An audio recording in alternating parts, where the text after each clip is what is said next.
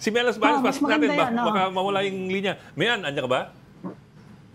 Hello po, magandang hapon po sa inyo. Ay, Mayan, pasensya na. Haba ng paliwanag ni Kwan eh. Magulo mga kasama ko rito eh. Haba ng paliwanag ni Kwan eh. Nagdedear si Ed eh. Nagdedear si Ed. Ako na naman may kasalanan, di ba? Ako may kasalanan eh. Haba ng binasa ni Ed eh. Lagi naman pong si Bok talaga may kasalanan eh. May akulpa, may maxima culpa. Mayan, so, kahapon kasi, we had this report na ano, di ba? Naglabas ng order si Chis Escudero, Senate President, for the administrative offices to already start their work for the impeachment. So, as of last night, ang isip namin naku, ibig sabihin kaya, ipapasok na agad ng impeachment trial kasi naghahanda na sila this early. Tsaka Mayan, pwede ba yun na yung Senate President sa 19th Congress nagpaplano para sa 20th Congress? Paano hanggang June lang siya as Senate President eh? Ibig sabihin, pine-presume niya na siya pa rin yung Senate President? Doon sa 20th Congress hanggang August? Paano? Parang ganun yung planning niya eh. May ganung presumption po, sir, ano? Kasi so far, yun din yung unang tanong namin kanina sa press con, mapapaaga ba? Kasi bakit pinapakilos na yung mga Senate offices? Hindi. Nanindigan si Senate President Escudero na persona, pero I guess yung update yun, meron ng trial. And that will be on July 30. 2 days after ng SONA ng Pangulo. Doon umpisa yung mismong impeachment trial para kay VP Sara Duterte. Then, naglabas din kanina ng mismong proposed calendar for the impeachment trial na magsisimula sa June 2, yung resumption ng session, doon na i-report out yung articles of impeachment. June 3, manunumpa sila bilang senator judges. Mauuna si SP Cheese, manunumpa siya, pero hindi pa niya sinabi kung kanino siya manunumpa. And then the rest of the senators, sa kanya manunumpa. And then June 4, issuance of summons. June 4, 14 to 24, reception ng pleadings. June 24 to July 25. Yan yung tinatawag na pre-trial period. And then July 29, yung oath-taking ng mga bagong halal na senador, natatayong senator judge din. And then July 30 na ang start of the trial itself. Medyo manipis yan ha. Halimbawa, ilang araw lang yan na session day after election na sila ay 19th Congress senators pa rin. Paano kung hindi magawa? Paano kung hindi magawa diyan sa ilang araw na yan? Yang napakanipis na margin na yan. Tapos halimbawa, masimulan sa 20th Congress. Wala bang legal impediments doon? Dahil ibang usapin kasi kung nagsimula sa 19th Congress, i-transmit yung impeachment ng Congress sa 19th Congress ng Senado, tapos sasabihin nila hindi matatapos kaya may continuity to the 20th Congress. Paano kung hindi masimulan sa 19th Congress? Lahat masimulan sa 20th Congress. Wala bang technical impediments na hindi nasimulan sa 19th Congress? Alam, transmit 19th Congress, tapos sinimula mo 20th Congress. Iba kasi yung nasimulan mo sa 19th Congress at may continuity sa 20th Congress. Diba? Kasi actually yun yung kanina pa ulit-ulit namin na tanong. Yung June 3 ba, kung kailan kayo mag-o-oath bilang mga senator judges, does that mean nag-convene na rin kayo as impeachment court? Ang sagot ay depende. Kasi kung sa rules daw ay ang mapapagbotohan ay dapat ang maglalabas ng summons ay impeachment court. That means magko-convene na sila as impeachment court sa June 3. Pero sabi ni SP Escudero, kung papayagan siya according sa rules na siya lang as presiding judge ang maglalabas ng summons, then ibig sabihin hindi pa magko-convene as impeachment court sa June 3 kahit manumpa sila as senator judge. Magko-convene talaga sila as impeachment court sa July 30 na, which is 20th Congress na po. 20th Congress na yun. Correct. May yung tatanong ko Go ahead po. Ang tanong ko, kasi kalendaryo to ng trial What about yung calendar nga kasi ginagawa nila daw ngayon, sabi ni Ichis, ginagawa nila ngayon yung new rules, they are drafting new rules. Ano naman ngayon yung development doon? Hanggang kailan niya balak gawin yon? Yung rules na yon.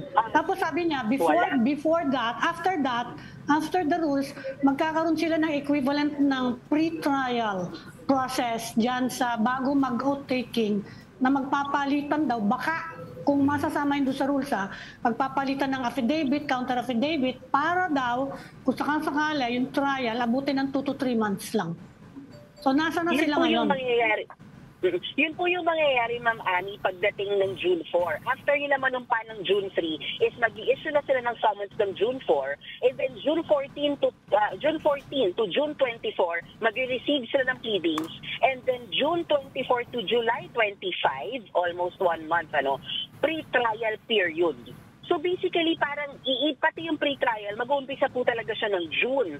So yung mga nangyayari ngayon is puro mga preps pa lang, like gastusin, robe, mga structures, for example, mga stage, mga rooms na kailangan ayusin, yung session hall, and then naghahanap din po sila ng mga private lawyers na pwede nilang ma-hire, na hindi daw gano'n kamahal, na pwedeng magbigay ng advice sa impeachment court. Kasi ang sinasabi ni Senate President Escudero, so far, ang siguradong matitira na sa abogado, silang dalawa lang ni Senator Alan Cayetano. Sakaling lumusot si Senator Pia Cayetano, then 3.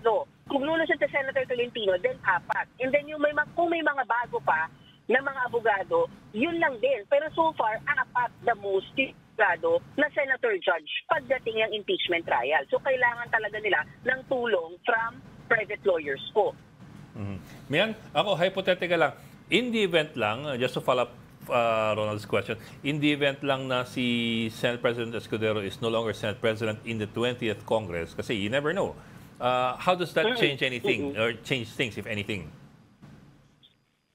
So far, Sir Ed, tingin ko, kaya gusto nilang maipasa na yung rules, lahat ng amendments by June 2 para at least nakalatag na po siya. So just in case pagpasok ng 20th Congress maiba, yung Senate President o yung tatayong presiding judge, hindi sila mag-uumpisa ulit from zero. Meron na silang rules kahit paano na susundan unless gugustuhin ng bagong Senate President at bagong majority of senators na baguhin ulit yung rules. Then ulitan sila niyan pag nagkataon.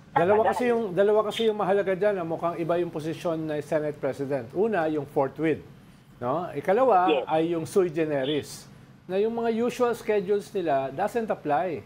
Dahil bago itong elementong ito Parang yan, sui generis. No, dati kasi ang mga Senate President naka-formal ngayon siya naka-t-shirt. So ibig sabihin niya sui generis, unique. Unique yung Senate President, no? Parang dapat ganoon din ang tingin sa impeachment. Unique. Kaya hindi uubra yung mga recess, hindi uubra yung mga usual schedules dahil nakadikit yung unique sui generis dun sa forthwith. Unless iba yung ibig sabihin ng Philippine Star. Sui generis. Pareho lang yan, pareho. Hindi, sabi kasi sa akin ni Cheese, ngayon daw, inuumpisahan na nila mag-draft ng new rules He thinks they need new rules. Nabanggit ba niya yon na ginagawa nga nila ngayon? Kasi parang wala naman ako nakikita dyan ng mga senador na Nakabakasyon. Nakabakasyon, Ami. Nakabakasyon sa they are campaigning Paano sila nag-uusap bagay? Pwede naman yung by email siguro, pero hindi ba dapat may para man lang kahit isang once a week session para na-draft tayo ng rules, napaka-importante nito Tama. Di ba? Hindi nga po makapagpatawag, Ma'am Ami, ng caucus kasi tinanong namin kayo na si Escudero, kailan ba yung caucus? Sabi niya, paano nga magko-caucus? Sabi niya, ang daming hindi available. May ilang mga naka-out of the country. Sabi niya, kahit naman anong pag-usapan namin ngayon, hanggat hindi nagre-resume session, sabi niya, walang mangyayari. So, wala pang caucus talaga na yan yung pinapanawagan ni Senator Coco Pimentel, di ba, na i-caucus mo kami, mag-usap tayo. Sabi ni Senator Cheese, tinanong niya na isa-isa yung mga senators, may mga ayaw daw, may mga hindi available, may mga busy, may mga out of the country. Yun yung role ng leadership Ano ba yung dapat? Kailangan pamunuan. No? Kaya, paano kung bukas, makalawa, o kaya next week, ay magpatawag ng special session ng Presidente? Ano kaya magiging response ng Senate President? Wala naman yun, hypothetical lang. Hypothetical lang. Baka isipin ni Ami, may chismis tayo. Kasi Ronald, nagsalita kahapon Malacanang Sabi nila, the President, inulit lang, the President will call a special session pag hiningi ng mga senador. Yes, oo. Alam mo naman. That was as of yesterday. I don't think may pagbabago ngayong araw. Kaya nga. Pero alam mo naman, Ami, nagbabago yan Parang impeachment yan di ba? Teka. Ayoko ng impeachment. Wala siyang tulong sa mamamayan, ha? Minarinig ka ba? Hindi naman. Sinasabi ko lang na, malay mo, magbago. Ayaw ni Cheese. Ayaw ni Cheese ng special session. Hindi. ilang ikot ng tanong ko sa kanya noon na kailan lang na ano. Paikot-ikot na yung tanong ko. Malinaw yun. Sabi niya, no. Malinaw yun, Ami. Pero malinaw din sa Constitution, the President can call for a special session, period. Hindi dahil pinatawag ng Senate President, hindi dahil para sa legislation, kung hindi dahil gusto niyang ipatawag. No? Ayun, sinasabi ko lang naman. Ayaw nga ipatawag. Oo, ang sinasabi ko lang, baka magbago. Parang impeachment, di ba? Ilang buwan siyang hindi. Tapos biglang number 1 yung kanyang anak. Tapos 250 yung pumirma. Di ba? Ang sinasabi ko lang, things like that happen. Kaya mo, andiyan pa si Mian. Mian, pahabol ko lang. Kasi what also got the goat of some people was yung sinabi ni Cheese kanina na yun nga, the senators, some of them are many of them are out of town, many of them are traveling, some are busy, and some are not interested. Especially yung last phrase na some are not interested. Parang may mga nag-react na parang is it a matter of whether you're interested or not, or that particularly those last words, not interested, got the goat of a lot of people on social media. Pero sila din yung mga nagsasabi na kahit anong mangyari, they will vote against the ouster. Marami na sa kanila nagsalita Kaya yung mga nagsabi niya not interested, sila din yun. Tama. Kapag nag-trial, regardless of the evidence, they will vote against. Yes. Nagsalita na sila. In fact, ang debate ngayon, di ba dapat mag-inhibit kayo kung sakaling nakaupo pa rin kayo dyan sa 20th Congress? Tama. Yun naman ang susunod na debate na naman yan Tama. Pero ang inhibition kasi personal decision. That's voluntary. Personal nga, personal. Ibig sabihin doon, Ami, meron kang delikadesa. And I don't think the Supreme Court will end of story. Napakataas naman ng standard mo, Ami. And I don't think the Supreme Court will interfere in an actual vote. End of story Pero na. Mayan, nakita mo ba yung tatak ng t-shirt ni Senate President nung nagpe-press con? Hindi baka... Ay, parang gusto ko rin, parang gusto ko. ngayon Kaya nga, hindi mo nakita yung tatak. Parang gusto ko rin bumili niyan Hindi Tapos yung jacket niya na puti na isa lang yung sinuot niya. Di ba? Isa lang yun. Temo. Isa lang yung susuot niya. Yung ikalawa, yun, nakalabas. Di ba? Di ba? Style yan. Style yan. Kaya mo yan? Hindi, style talaga yan o nagmamadali siya? Hindi, katulad yan. Napansin natin. Pinag-uusapan natin. Ikaw kasi. Yun ang purpose. No. Hindi ka masyadong Hindi ako observant. Bakit yan nakasuot na? Nakasuot na ngayon, no? Kaya nga. Napansin Both sleeves na, nakasuot na. Nung papasok kasi siya kanina doon sa may press con area, medyo nakita siya naming mga reporters na, naku sir, naka-t-shirt ka na naman. Sabi namin. Kaya sabi niya, teka. Sabi niya, sige na nga, magja-jacket na nga ako. Napilitan. Palamig kasalanan Nakita mo ba yung t-shirt niya, na see-through? Yung puti, anong nakaraan Wednesday? Di ba? Bakat na bakat. Oo,